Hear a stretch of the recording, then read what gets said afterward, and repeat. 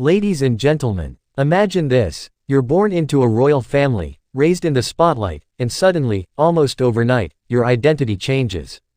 Your title, your place in the monarchy, even how the public sees you, it all shifts. That's exactly what happened to Prince Joachim's children, including Count Felix. And today, their story takes us across the Atlantic, into a new chapter of both challenge and opportunity.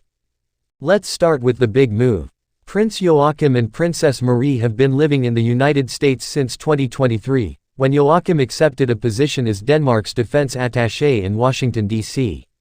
What was supposed to be a temporary posting has turned into a longer stay, because they made a decision most parents in this room would understand, to prioritize their children's education and well-being. Now, this move didn't happen in a vacuum. It followed one of the most talked about royal decisions of recent years. In 2022, then Queen Margrethe announced that Joachim's 4 children would no longer hold the titles of prince and princess. Overnight, they became counts and a countess of Montpezat. The queen intended it to slim down the monarchy, but for the children, it was deeply personal. Princess Marie has spoken openly about this. She said, "It's more than just a title, it's part of their identity. And for young people, losing something that defines you in the public eye can be confusing, even painful." So, the family's move abroad wasn't just about Joachim's career, it was also about giving the children a chance to step out of that spotlight, to find stability, and to grow without constant pressure. Now let's talk about Count Felix himself.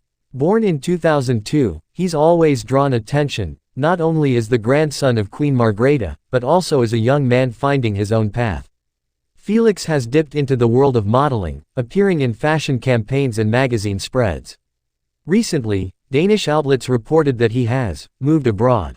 But here's the nuance. While Felix does spend time internationally for studies and work, official sources still list Copenhagen as his home base. So has he really relocated for good? The truth is less dramatic. He's a young man exploring opportunities abroad, balancing life between Denmark and the wider world. And that, in itself, is part of this new chapter for the family. Princess Marie has been clear about what worries her most: the children.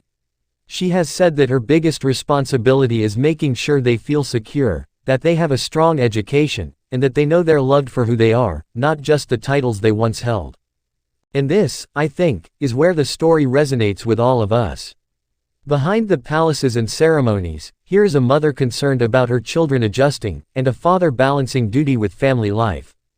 And here's an interesting turn. While the title decision caused a public rift back in 2022, recent events suggest healing within the family.